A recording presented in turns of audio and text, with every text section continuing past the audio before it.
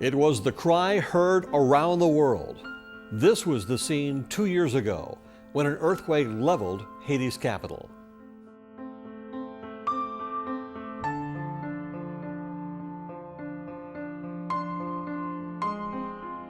Today, this is how it looks.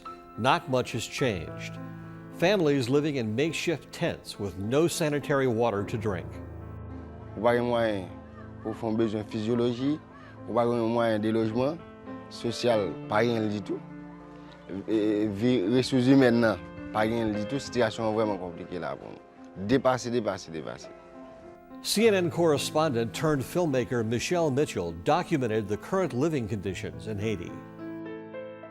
Haiti today, the situation is exponentially worse than it was even 10 months after the earthquake. When I first went to shoot this documentary, I went 10 months after the earthquake, and the conditions were pretty bad then, and very bad, shocking even. When I went back 10 months later, so 20 months after the earthquake, what I was shocked to find that sanitation had gotten worse. There were actually fewer working latrines than there had been before. I mean, you have to understand, it's not like it wasn't like there's a surplus of latrines to start with. The PBS documentary is titled Haiti, Where Did the Money Go? The film investigates how donations were used to help in the wake of the disaster.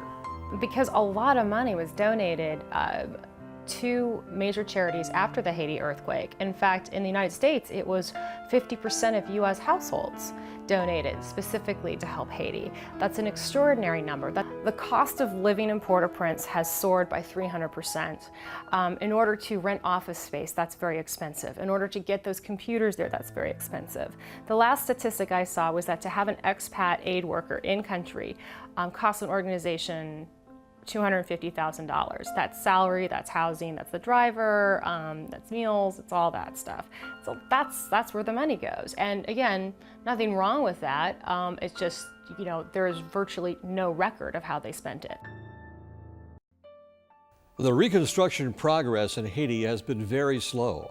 According to a 2012 report, 500,000 Haitians remain homeless, still living under tarps and tents. It's a dangerous living condition, especially in the middle of hurricane season. This was the case when meteorologists sounded the alarm for Hurricane Tomas. Cholera at the time had just been discovered in the north, so that hurricane was on target to hit Port-au-Prince when sanitary conditions were already poor. Cholera had been discovered, and now you've got a storm coming. You know, to say that people in the camps were scared is an understatement. Merci.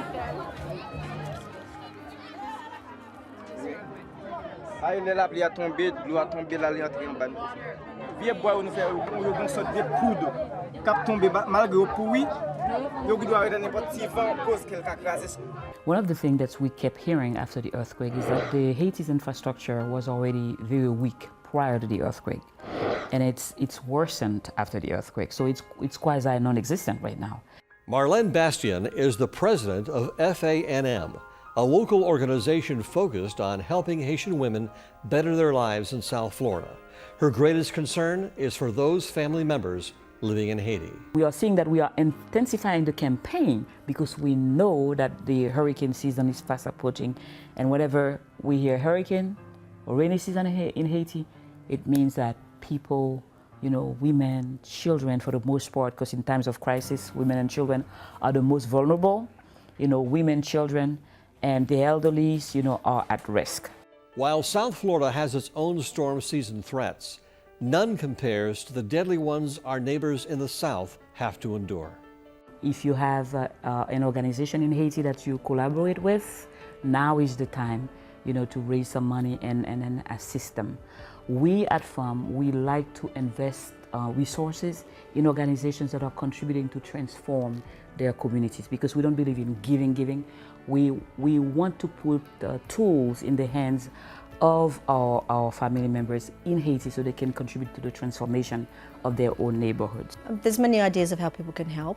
You can partner with an organization, get online and research it, or there are many Haitians living in Miami. You can meet them everywhere. So maybe join with them, or if you don't know anyone, join with a few friends and do a bit of a research and be smart and get your inoculations and research about it. And there are ways to get in and stay in some cheap places and really to go out there and find what needs help yourself. As this hurricane season begins, we keep a watchful eye south, hoping new tragedy doesn't come to Haiti, whose people are still at nature's mercy.